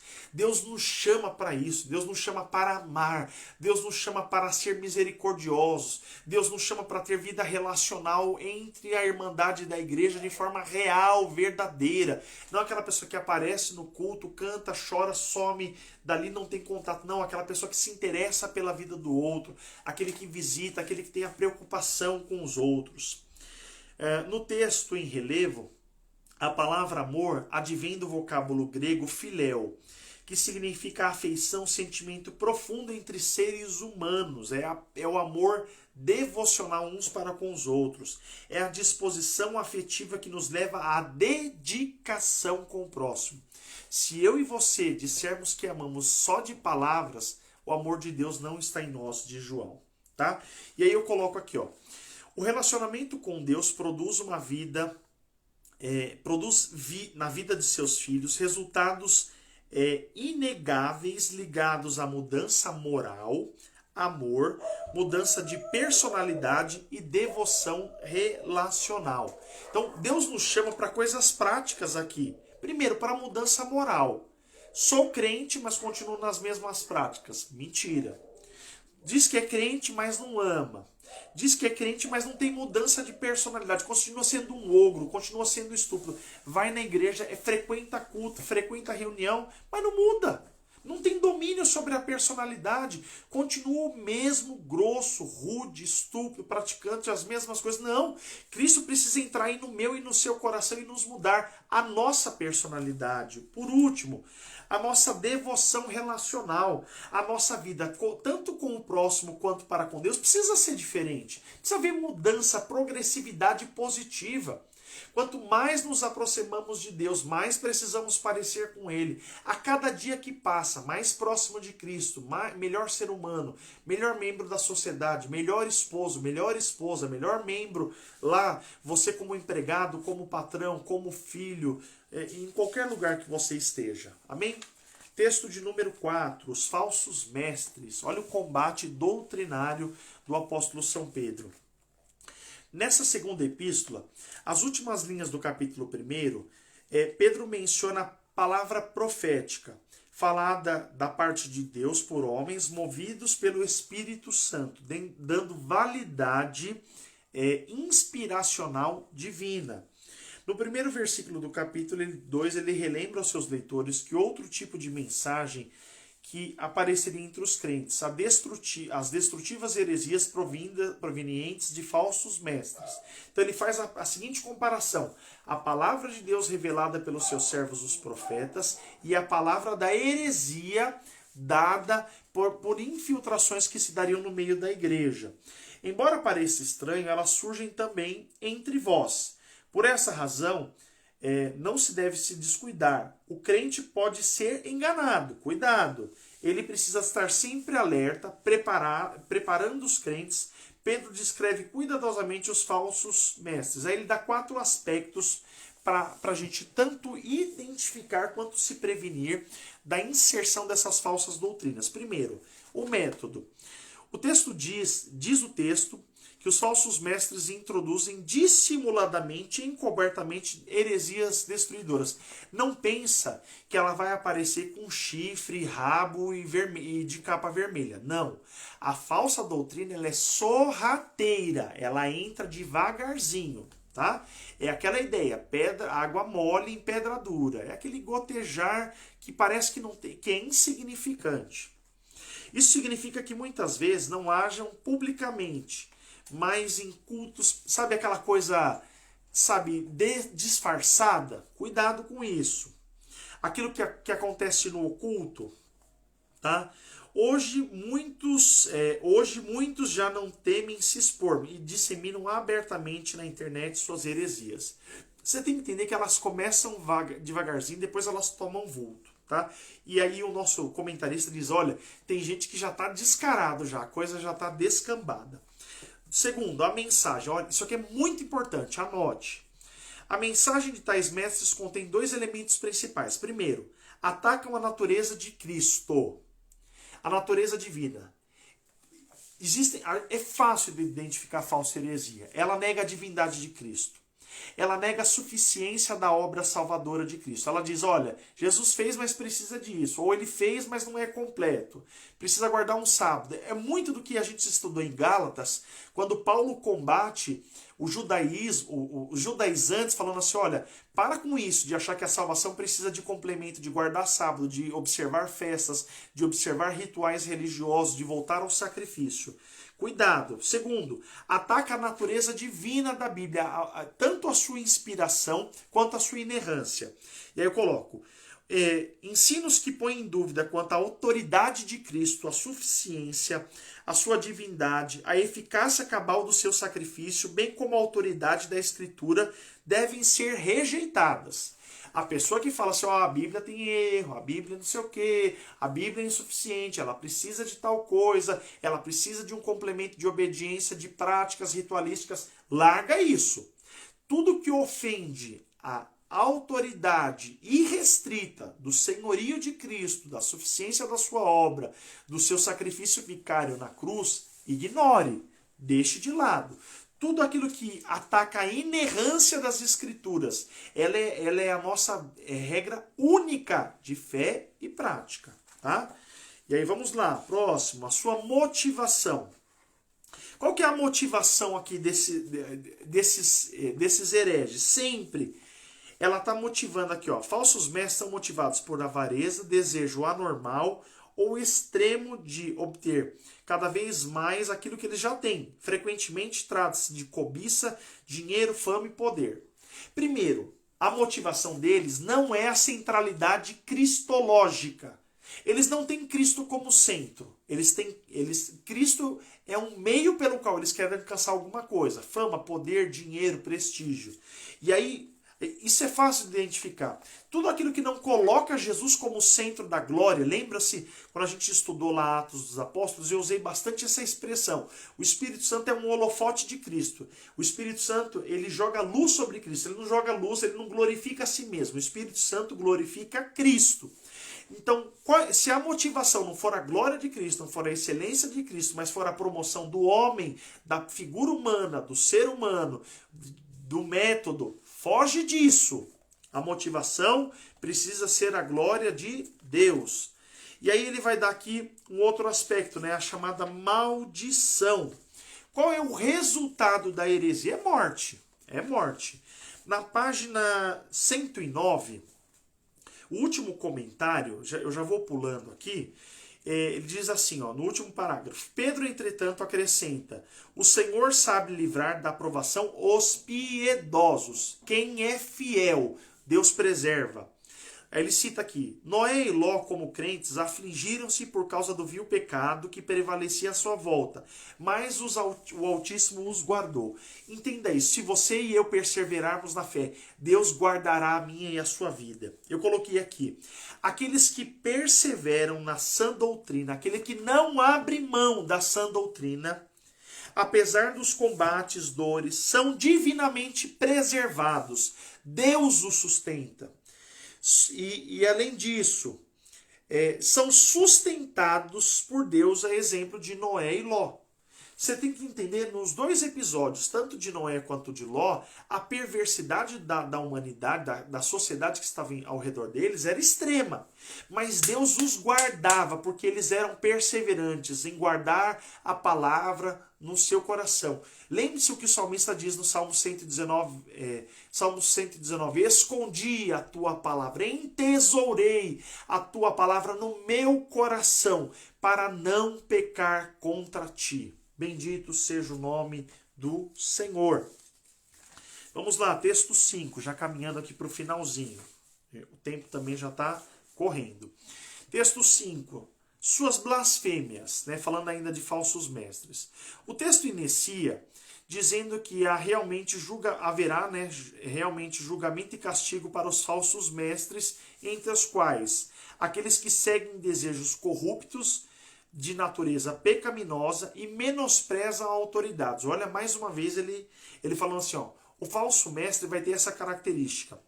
Desejos imorais, pecaminosos, vis, e eles menosprezam a autoridade. Então ele vai contra o que a Escritura diz. Guarda isso. Você quer achar heresia, falsa doutrina, combate ela com a palavra, porque eles sempre vão negar a Escritura. Seus enganos. Esses falsos mestres serão destruídos como a recompensa pela injustiça praticada. Viverão em função do prazer mundano, não cessando de pecar.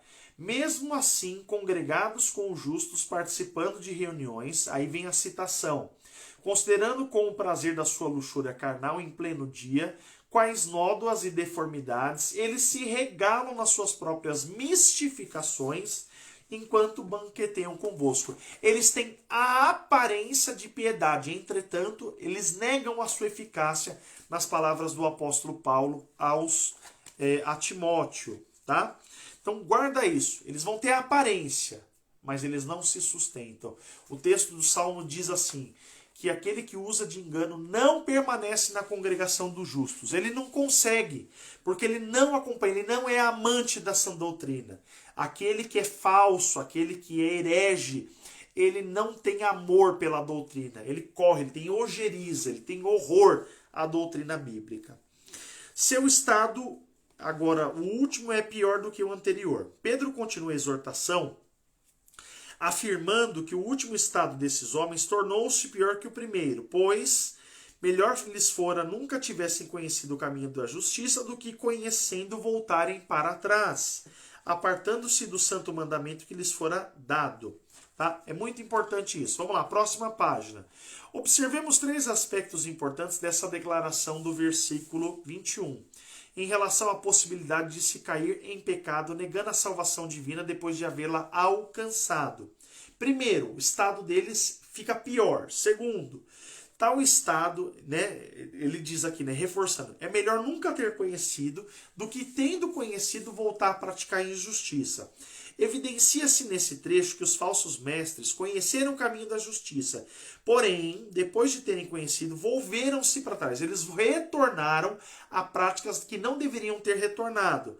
Deram meia volta, apartando-se do santo mandamento que lhes foram dado. 3. Esse trecho explicita nitidamente a ideia da possibilidade de alguém, uma vez salvo e lavado, deixar a pureza de Cristo e voltar-se ao lamaçal. Por isso, guarde, esconda a tua vida no Calvário, para que você nunca incorra em decair da fé. E aí eu coloquei assim, a colheita desse erro, desse desvio doutrinário terrível, fica clara a sua reprovação por Deus. Então, entenda, Deus reprova essas pessoas que voltam a essas práticas, voltam a essa prática pecaminosa, negando a eficácia da salvação em suas vidas. Amém? Texto 6, para a gente finalizar, os escarnecedores dos últimos dias. 2 Pedro 3, 1-7. Ambas as epístolas de Pedro foram escritas para recordar aos crentes aquilo que já sabiam. Não era nada novo, ele só estava relembrando. Para encerrar o capítulo, Pedro relembra que as palavras dos profetas e apóstolos afirmando que nos últimos dias surgirão escarnecedores. Quem são esses? Diante de tais profecias, os cristãos de hoje não são apanhados de surpresa. Ninguém pode falar, não sabia. A Escritura já nos previne. Nem influenciados pelas zombarias lançadas pelos falsos mestres. Eu coloquei aqui. O texto nos chama a atenção para desfocarmos a atenção em quem milita contra a fé. Tem muita gente perdendo tempo com quem fala bobagem, com herege, com descrente. Para de perder tempo com isso, para de ficar assim tremeando em discussão que não leva a nada. Gente que fica lá em rede social debatendo. Não, vai pregar a palavra de Deus, vai ouvir a mensagem do Senhor, vai se encher de fé, vai encher o seu coração daquilo que te leva para mais perto do Senhor. Tem gente que fica gastando o seu tempo, prestando atenção dos olhos e ouvidos para isso que não edifica. Arranca isso da tua vida, guarda os teus olhos, guarda os teus ouvidos para que a sua vida seja edificada por coisas que te levem para próximo. A palavra do Senhor diz tudo que é puro, tudo que é amável, tudo que é de boa fama, se nisto algum louvor, se isso alguma edificação, Paulo diz, nisto pensai. Guarda o teu coração nas coisas de Deus, para que as coisas do mundo não contaminem os teus olhos. Isso fala, principalmente, irmãos, para nós nos dias de hoje, Guarda os teus olhos de bobagem de rede social. Tem muita coisa que o povo está perdendo tempo com coisa que não presta. Deus quer encher o teu coração de fé, de alegria, de esperança, coisas boas que elevem a tua alma, que te façam encher. Para de perder o seu tempo, remindo o tempo, Paulo diz. Bendito seja Deus. A longanimidade do Senhor. Glória a Jesus. E aqui a gente encerra. Muitas vezes os crentes julgam que a vinda do Senhor tem sido retardada. Olha isso, tem gente que fala assim, ele está demorando porque não se completou o número. Para com isso, irmãos. Deus não atrasa, Deus não adianta. Deus trabalha com o tempo certo. Pedro fala assim, ele não retarda a sua promessa. Porque ele é longânimo, para que nenhum de vós se perca. A longanimidade de Deus está ligada a esse atributo da misericórdia. Tá bom? Próximo parágrafo. Nos versículos de 10 a 13, encontramos o ensino doutrinário acerca do que acontecerá nos últimos dias. Pedro declara que os céus e a terra passarão com estrondo e que tudo na terra se queimará. Haverá uma destruição disso e isso vai ser reconfigurado num novo céu e numa nova terra, diz a palavra do Senhor. Ele acrescenta que para os salvos haverá novos céus e nova terra, nos quais habitam justiça. Desta forma, vivamos em pureza e em paz com Deus. Uma vez que tudo será queimado com fogo ardente, é aconselhável armazenarmos tesouros no céu e não na terra. E aí, meu último comentário. Lembremos que o tempo de Deus não é o nosso. Deus não age no Cronos, Deus age no Kairos. Deus não se movimenta por circunstância, Deus se move por propósitos. Eu sempre tenho dito isso, falo até bravo aqui. Mas guarda isso, Deus não se movimenta de acordo com a circunstância humana. Deus se move pelos seus propósitos que são eternos. Né? Jó diz, nenhum dos seus pensamentos pode ser impedido. Ele não atrasa, ele não antecipa. Ele nos alerta sobre que nós devemos permanecer firmes em nossa caminhada sem desfalecer. Então guarda isso no seu coração nessa noite, irmãos. Deus está te guardando através da sua palavra. Deus está te sustentando. E quanto mais você alimentar, mais bem preparado. Pense no processo nutricional. Quanto mais bem alimentado, mais saúde o seu corpo terá. A boa nutrição, ela fala de uma alimentação saudável e regrada. Então a gente tem que entender que, do ponto de vista espiritual, é isso. Você tem que nutrir a sua vida com a palavra de Deus. Você tem que nutrir a sua vida com aquilo que te leva para perto do Senhor, daquilo que glorifica o nome do Senhor, daquilo que te eleva espiritualmente. Leve essa mensagem no seu coração. Fortaleça isso e Deus sustentará a sua vida. Deus guiará você todos os dias de forma especial e maravilhosa. Amém, meus irmãos? Nós chegamos aqui ao fim dessa lição. Eu quero já finalizar aqui a minha fala com vocês, clamando a bênção do Senhor em seu favor, pedindo que você faça uma boa prova, pedindo que esses ensinamentos sejam práticos na sua vida. Leve esse ensino para você, fortaleça o seu coração nisso, encha-se da palavra do Senhor e Ele te sustentará. Eu aproveito aqui, se caso você tem algum pedido de oração, faça-o nesse momento, que nós estaremos orando a Deus, clamando pela bênção do Senhor, clamando pelos seus santos cuidados, pedindo que Ele nos sustente, Ele nos ajude, Ele nos dirija. Irmãos, os dias não são fáceis, os dias são difíceis, são os desafiadores, mas o Senhor te sustentará. Aleluia! Eu creio nisso. Eu creio que Deus te dará vitória. Eu creio que Deus entrará com providência na tua vida. E essa luta não vai te sucumbir. Essa prova não vai fazer com que você caia, com que você desfaleça. Antes, o Senhor te dará graça. O Senhor, pela sua palavra, encherá o seu coração de fé. O Senhor sustentará a sua vida. O Senhor dirigirá os seus passos. O Senhor fortalecerá a sua vida. Amém, meus irmãos? Oremos pela vida do Manuel, que é o irmão da nossa irmã Maria Aparecida. Oremos pela vida da Lourdes, pelo Leonardo, nosso irmão Rafael está pedindo. Continuemos a orar pelo nosso irmão Adão, para que Deus abençoe a sua recuperação. Pela vida da nossa irmã Elizabeth, pela vida do nosso irmão Rogério, sua esposa, que perderam alguns familiares recentemente, para que Deus continue dando consolo e conforto nesse momento tão difícil. Agradecendo a vocês, irmãos, que oraram por mim. Na semana próxima passada, a minha irmã passou por uma cirurgia, mas Deus a deu vitória. Ela já está em casa se restabelecendo, fez a cirurgia da retirada da tireoide, né? Apareceu alguns nódulos cancerígenos, mas Deus deu vitória.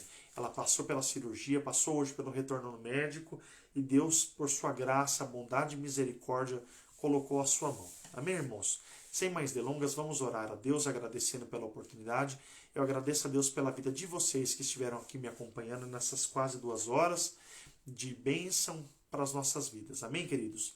Senhor, nosso Deus e Pai, nós te louvamos, Senhor, pela oportunidade que o Senhor nos deu nesse encontro virtual de aprendizado da Tua Palavra. Peço a Tua bênção, a Tua ajuda sobre esses nomes que foram mencionados, pela vida da nossa irmã Edilene. O seu avô faleceu de Covid, pela vida da Lourdes, do Leonardo, pela vida do nosso irmão Adão, pela vida do Manuel, irmão da nossa irmã Aparecida, da nossa irmã Cida. Senhor, abençoa a vida da nossa irmã Elizabeth, do Rogério, que perderam seus familiares. Continua estendendo a tua mão de forma misericordiosa, Senhor, na vida dos teus filhos. Senhor, abençoa, ajuda, sustente, dê graça a vida da nossa irmã Edilene, seu esposo André. Pai, tem misericórdia dos teus filhos. Ajuda-os, Senhor, nessa situação difícil que eles passam. Também, Senhor, abençoa a nossa escola, os nossos alunos que realizarão a prova, que terão esse momento, Senhor, agora de colocar em prática, Senhor, esses conhecimentos que foram, Senhor, Senhor, nessa noite explicitados através do estudo que eles já realizaram. Abençoa, sustenta, dirige e, Senhor, guarda as nossas vidas. Para a glória de Cristo, nosso Senhor, nós oramos e somos agradecidos em nome de Jesus. Amém. Graças a Deus. Meus irmãos, que Deus nos abençoe na pessoa bendita do Senhor Jesus Cristo. Continue firme, continue orando, continue estudando, incentivando outros a estarem nesses encontros todas as segundas-feiras aqui às 19h30 na página do nosso núcleo 1535 da ETAD, ou através desse vídeo no YouTube também. Que Deus nos abençoe na pessoa do Senhor Jesus Cristo. Um grande abraço a vocês e é sempre um prazer estar aqui ao serviço de vocês. Deus nos abençoe em nome do Senhor Jesus.